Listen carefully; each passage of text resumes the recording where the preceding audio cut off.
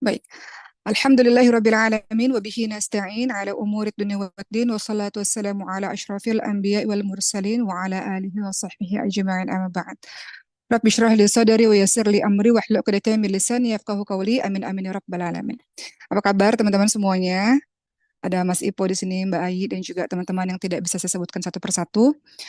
Alhamdulillahirabbil alamin, pada malam hari ini kita diberikan rezeki oleh Allah Subhanahu wa taala untuk bisa berkumpul bersama-sama untuk kembali mengingat Allah dan mengingat ayat-ayat Allah, untuk menyirami hati yang mungkin gelisah atau di antara kita memiliki hati yang sedang tidak baik-baik saja atau lagi lelah mungkin dalam menjalani berbagai macam urusan-urusan kehidupan. Hari ini izinkan saya menasihati diri saya sendiri dan juga kita semua insya Allah membahas suatu tema yang saya pilih, temanya Qiyamul Lail. Teman-teman semua, sebelum saya mulai dengan menerangkan begitu banyak manfaat Qiyamul Lail yang saya tahu teman-teman sudah terbiasa melakukannya, hanya saja tidak mudah ya teman-teman semua untuk istiqamah dalam melakukan Qiyamul Lail. Kita sudah tahu manfaat dan faidah keutamaan Qiyamul Lail. Hari ini saya akan ulang kembali itu. Tapi teman-teman semua dalam pelaksanaannya kadang-kadang tidak mudah untuk istiqamah. Rasulullah Shallallahu Alaihi Wasallam mengajarkan kita doa istiqamah. Salah satu doanya adalah ya muqallibal qulub, tsabbit qalbi ala dinik. Wahai Allah yang maha membolak-balikkan hati, tetapkan hati kami atas agamamu untuk senantiasa taat kepada agama Allah Subhanahu Wa Taala.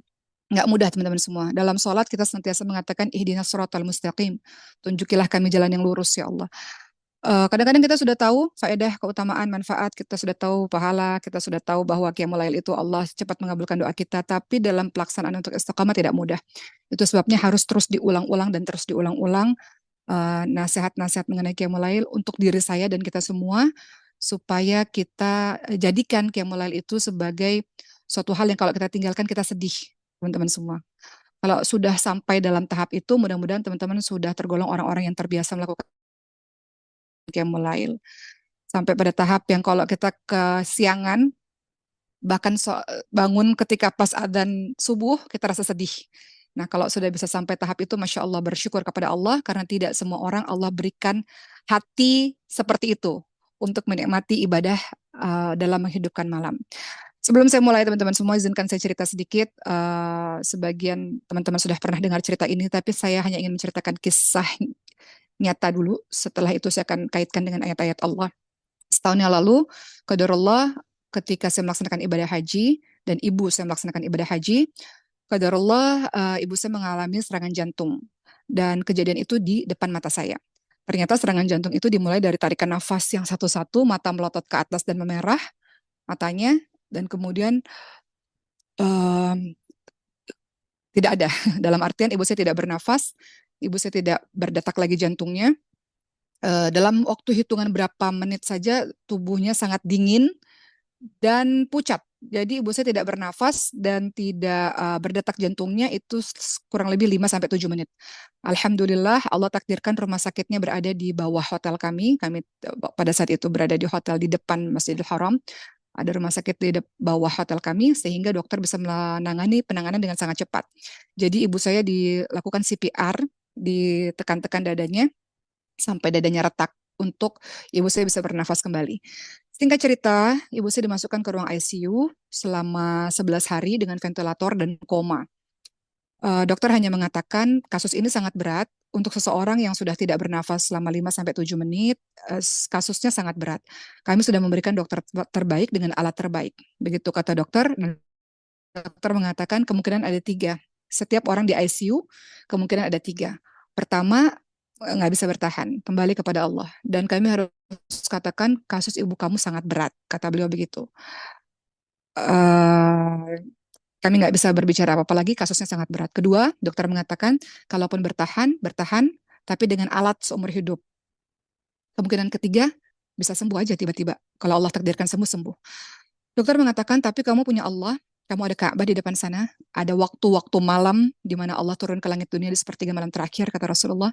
Siapapun yang minta Allah akan berikan, siapapun yang berdoa Allah kabulkan, siapapun yang meminta ampun Allah ampuni. Kamu berada di tempat terbaik, di waktu terbaik di sepertiga malam terakhir, minta sama Allah Subhanahu wa taala, didahului sedekah terlebih dahulu. Jadi dokter berperan sebagai dai pada saat itu, menasihati saya ketika beliau lihat saya dalam keadaan panik. Kadang-kadang kita tahu agama, tapi kalau dihadapkan dengan situasi yang sebagaikan mimpi, itu kadang-kadang kita nggak tahu harus berbuat apa. Makanya agama itu adalah nasihat, sehingga dokter menasihati saya seperti itu. Singkat cerita apa yang saya lakukan teman-teman semua, selama 11 hari saya ingat sekali saya pergi ke Ka'bah, ke Baitullah dari pukul 2 pagi sampai pukul 6 pagi. Saya manfaatkan waktu di Baitullah untuk sholat malam, untuk tawaf, sholat tobat, sholat hajat, sholat tahajud, zikir, beristighfar kepada Allah SWT dari pukul 2 pagi sampai pukul 6 pagi. Waktu-waktu mustajabnya doa. Apa yang terjadi setelah itu? Setelah 11 hari, dokter mengatakan, ibu kamu dalam keadaan yang tidak baik, kita harus pindahkan ke rumah sakit lain karena kita akan membolongi lehernya, tracheostomy, karena tidak baik untuk dikenakan ventilator terus-menerus. Kemudian apa yang terjadi teman-teman semua, ajaibnya Masya Allah, pada saat saya sudah tanda tangani bahwa saya setuju bahwa ibu saya dipindahkan ke rumah sakit yang lain, qadarullah, dokter mengatakan tiba-tiba nggak jadi. Tiba-tiba hari itu juga dokter mengatakan ibu kamu progres sangat cepat dan boleh pulang. Boleh pulang. Saya dalam keadaan bingung dan shock, semua serba mimpi, semua serba cepat terjadi, semua serba mendadak. Saya jadi bingung bagaimana mengurus orang yang baru keluar dari ICU karena tadinya mau dibawa ke rumah sakit yang lain, tapi tiba-tiba boleh pulang. Singkatnya, teman-teman semua, dari kisah ini, 1 tahun telah berlalu, Alhamdulillah, ibu saya sehat saat ini, dalam keadaan sangat baik. Beliau akan berangkat umroh, akan berangkat ke Mesir juga bareng saya insya Allah. Teman-teman mohon doanya September ini saya melanjutkan kuliah di Mesir insya Allah bersama dengan ibu ikut juga. Beliau dalam keadaan sehat. Beliau bertahan, tidak pakai alat, beliau sehat. Maka dari situ saya semakin meyakini atas dahsyatnya, kekuatannya sebuah doa, apalagi doa yang diucapkan pada saat mustajabnya doa. Yaitu salah satunya di sepertiga malam terakhir. Maka sejak saat itu saya katakan pada Allah, ya Allah, jadikan saya adalah hamba yang takut untuk ketinggalan sholat malam. Dan sejak hari itu teman-teman semua, sholat malam menjadi sebuah hal yang tidak boleh dilewatkan. Sesuatu yang tadinya tidak mungkin, mudah sekali bagi Allah SWT untuk diubah. Salah satunya kisah dari ibu saya. Maka hari ini teman-teman semua izinkan saya menyampaikan beberapa hal bahwa Qiyamul Lail yang teman-teman sudah lakukan saat ini, ibadah yang sangat dahsyat. Walaupun hanya sekedar 2 rakaat, walaupun dalam keadaan sangat lelah teman-teman bangun, teman-teman sekedar beristighfar, atau teman-teman sekedar berzikir, maka teman-teman tergolong orang-orang yang sudah menghidupkan malam. Qiyamul Lail itu apa sih teman-teman semua? Qiyamul Lail itu ibadah yang ditunaikan di malam hari, walaupun hanya sesaat. Walaupun sesaat. Di dalam Qiyamul Lail itu ada apa? Ada sholat pastinya, ada sholat tahajud, ada sholat taubat, ada sholat hajat, ada baca Quran, ada zikir, ada beristighfar, minta ampun kepada Allah Subhanahu wa taala. Menghidupkan malam itu tidak mesti menghidupkan seluruh malam atau mayoritas malam. Tapi teman-teman hidupkan malam walau sedikit, walau sesaat. Itu adalah Qiyamul Lail. Nah, pada hari ini teman-teman semua, saya ingin menekankan mengenai salah satu cara menghidupkan malam adalah dengan melakukan sholat-sholat. Teman-teman bisa melakukan sholat apapun, sholat tahajud, teman-teman tidur dulu, kemudian teman-teman bangun untuk sholat tahajud. Teman-teman sebelum minta segala sesuatu, teman-teman sholat taubat dulu, kemudian sholat hajat. Silakan melaksanakan berbagai macam sholat, ataupun teman-teman yang haid tidak bisa sholat, teman-teman masih bisa menghidupkan malam dengan berzikir, dengan minta ampun kepada Allah SWT. Teman-teman ingat, ada 7 golongan orang yang akan dinaungi oleh Allah di padang mahsyar. Salah satunya siapa? Orang-orang yang senantiasa menangis kepada Allah Subhanahu wa taala dalam kesendiriannya. Kapan itu? Salah satunya adalah ketika Qiyamul Lail, dalam salat malam teman-teman semua. Semua orang dalam keadaan tidur, teman-teman seorang diri berkhalwat kepada Allah Subhanahu wa taala. Teman-teman adukan kepada Allah tentang kesusahan hidup kita seharian, tentang hiruk pikuknya dunia ini, tentang nggak sanggupnya kita menjalani berbagai macam ujian Allah. Teman-teman mengadu kepada Allah, mengalirkan air mata kepada Allah, hudurul qalbi, menghadirkan hati ketika teman-teman mengucapkan asma Allah, insya Allah, atau teman-teman berzikir.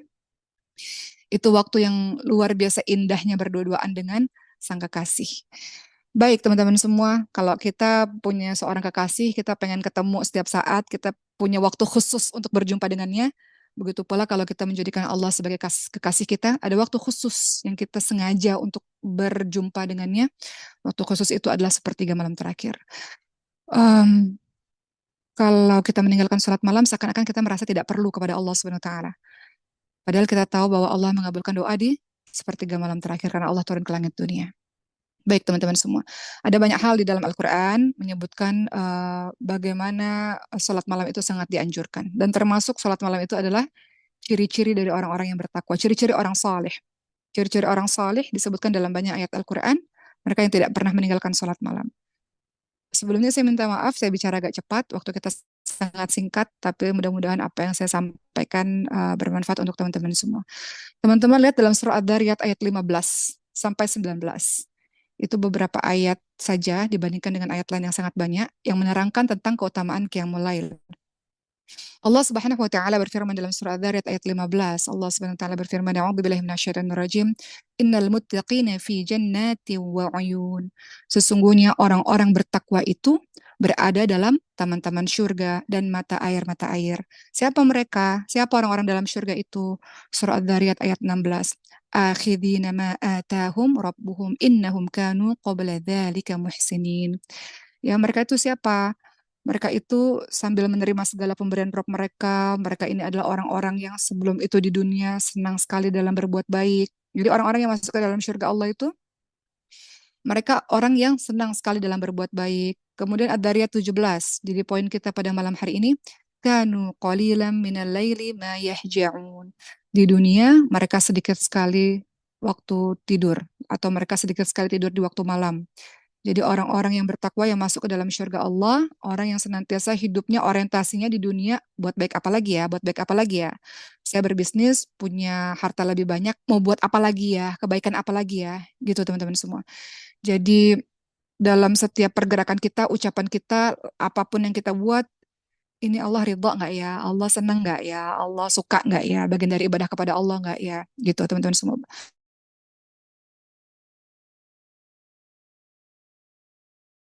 Senantiasa di otaknya berbuat baik, berbaik. Hari berikutnya apalagi mereka sedikit sekali tidur di waktu malam. Artinya punya kebiasaan tidur lebih cepat, yaitu pada isya kalau tidak ada kepentingan apapun tidur lebih cepat agar bangun lebih awal untuk tidak kehilangan di sepertiga malam terakhir. Jadi sedikit sekali tidur di waktu malam. Kenapa? Karena malam hari itu digunakan untuk banyak menangis kepada Allah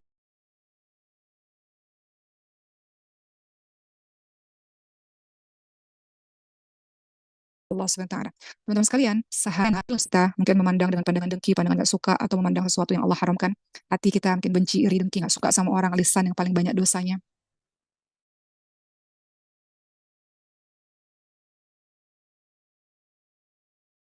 Mungkin ada fitnah, ribah, adu domba, kata nggak pantas untuk anak kita, kata-kata nggak pantas untuk suami kita, atau untuk orang lain. Seharian itu dosanya banyak.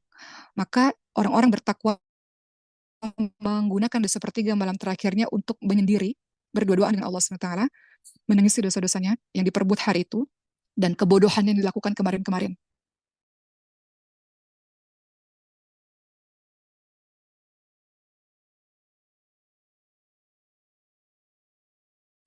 Teman-teman tahu kenapa teman-teman masih bisa dermawan atau teman-teman soleh luar biasa? Bukan. Orang-orang puji teman-teman, masih sayang sama teman-teman semua, hormat sama teman-teman, karena Allah menutup aib teman-teman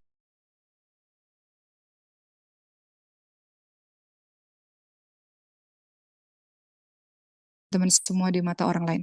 Sehingga orang lain melihat ibadah sempurna dan sebagainya. Bukan karena kita baik, bukan karena kita saleh, namun sebab karena Allah menutup aib-aib kita. Maka banyak menangis. Menangisnya karena apa? Karena takut kepada Allah SWT atas dosa-dosa yang kita lakukan, kemaksiatan, kebodohan, kezaliman yang Allah tutup sedemikian rupa sampai hari ini. Sehingga Allah, orang-orang lain lihat kita begitu indah, begitu saleh. Menangis kedua karena apa? Menangis kedua karena selain dosa-dosa, menangis kedua karena ujian-ujian yang Allah berikan kadang-kadang nggak sanggup kita hadapi, menangis di hadapan Allah SWT. Air mata yang ketiga, mungkin air mata bersyukur kepada Allah SWT atas kebaikan yang Allah berikan sampai hari ini. Kadang-kadang kita, uh, Allah berbuat baik luar biasa kepada kita maksiat kepada Allah SWT. Kalau kita analogikan teman-teman semua, kalau kita punya teman, teman tersebut kita berbuat baik kepadanya, namun dia mengkhianati kita. Dia terang-terangan berbuat keburukan kepada kita. Kita akan stop semua kebaikan-kebaikan kita. Tapi Allah SWT nggak begitu. Allah SWT memberikan kita berbagai macam kebaikan dan nikmat dan terang-terangan di hadapan Allah. Allah Maha melihat, Allah Maha mendengar. Kita lakukan maksiat, kita lakukan kedurhakaan, kita sakiti Allah, tapi Allah nggak menstop, Allah nggak menghentikan kebaikan-kebaikan yang selama ini Allah berikan pada kita. Allah terus memberikan nikmat kebaikan. Allah Ar-Rahman Ar-Rahim. Jadi kalau kita ingat-ingat betapa baiknya Allah, itu membuat air mata kita menangis. Terlalu banyak kebaikan Allah yang kita nggak bisa utarakan atau kita nggak bisa sebut satu persatu. Mensyukuri kebaikan Allah itu kadang-kadang membuat hati kita bergetar dan kemudian kita menangis, teman-teman semua. Jadi ada banyak alasan untuk membuat mata ini terus menangis di sepertiga malam terakhir. Ya kan? Kalau kata Allah, Allah ulang-ulang dalam surah Ar-Rahman, "Fabi ayyi ala'i rabbikuma tukadziban?" Nikmat yang mana lagi yang kau dustakan? Kadang-kadang kalau diberikan ujian sama Allah Subhanahu wa taala, ujiannya cuma setahun, 2 tahun, 3 tahun, kemudian kita marah-marah pada Allah, kita lupa puluhan tahun Allah sudah berikan kebahagiaan bagi kita. Jadi, kembali lagi, ciri-ciri orang yang bertakwa adalah mereka yang senantiasa menghidupkan qiyamul lail. Dalam surah Ad-Dariyat ayat 17, kanu qalilan minal laili ma yahja'un. Di dunia mereka sedikit sekali tidur di waktu malam. Kenapa? Karena di malam hari mereka manfaatkan untuk banyak menangis kepada Allah Subhanahu wa taala. Banyak merenungi dosa-dosanya, kebodohannya, kedolimannya, dan Allah masih terus memberikan kesempatan untuk bertobat, dan Allah masih terus tutup aibnya. Tanda Allah mencintai kita, menangis tadi saya katakan karena ujian-ujian dahsyat yang kadang-kadang kita nggak sanggup, kadang-kadang kita bilang kita harus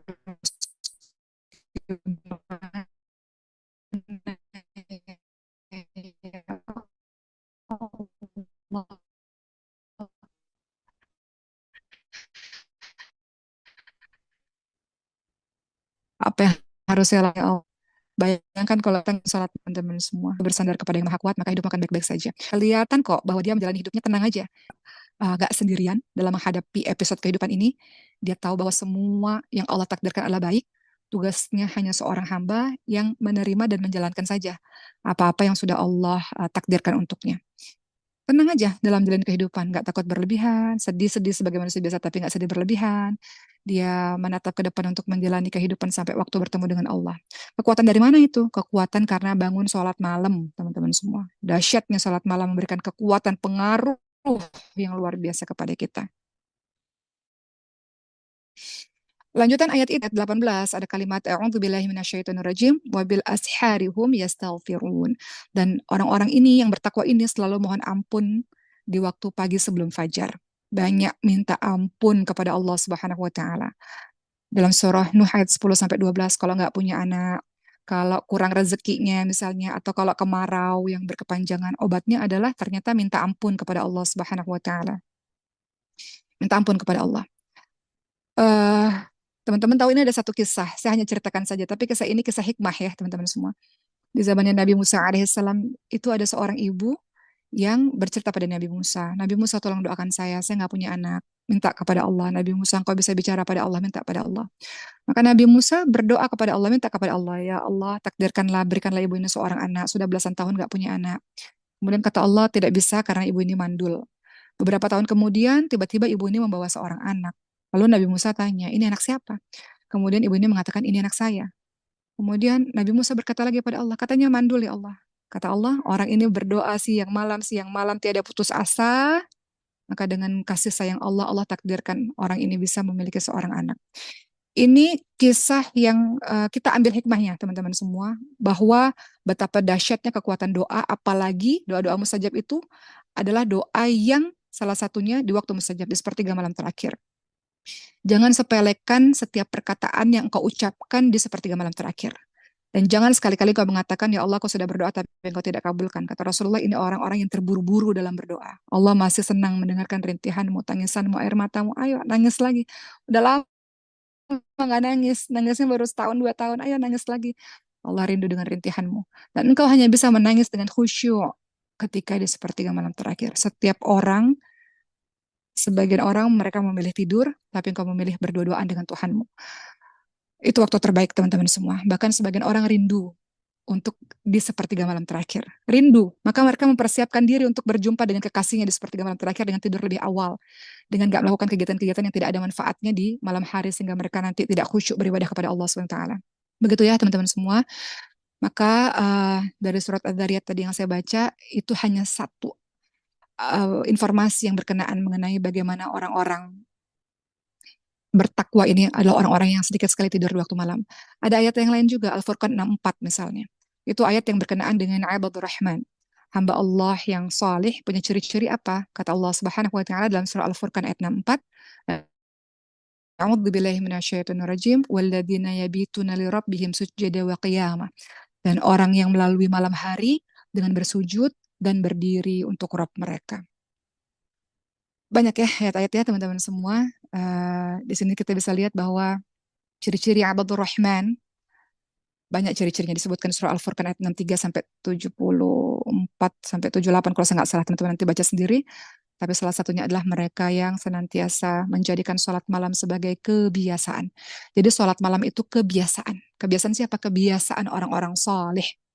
Sholat malam, kebiasaan orang-orang soleh. Yang mana kalau dia meninggalkannya, dia gelisah. Yang mana kalau dia meninggalkannya, dia menangis. Yang mana kalau dia meninggalkannya, dia rasa kurang dalam menjalankan seharian itu. Karena sumber kekuatannya ada di Qiyamul Lail. Sumber ketenangannya ada di Qiyamul Lail. Sumber kebahagiaannya ada di Qiyamul Lail. Sebagaimana handphone, kalau lowbat, engkau akan charge terlebih dahulu. Sama seperti imanmu, keadaan dirimu. Ketika engkau dalam keadaan futur, dalam keadaan lemah, dalam keadaan tak berdaya, engkau akan charge itu. Charge-nya ada di mana? Di Qiyamul Lail. Maka kebiasaan orang soleh tidak meninggalkan Qiyamul Lail. Suatu ketika dari Sayyidina Ali radhiyallahu anhu, Rasulullah SAW mendatangi Sayyidina Ali dan Fatimah radhiyallahu anha di waktu malam. Lalu Rasulullah berkata, kalian berdua tidak salat. Hadis surat muttafaqun alaih. Artinya hadis ini memberikan atau menunjukkan keutamaan salat malam sampai-sampai Nabi membangunkan putri dan juga keponakannya Sayyidina Ali untuk mengingatkan salat malam. Begitu ya teman-teman semua.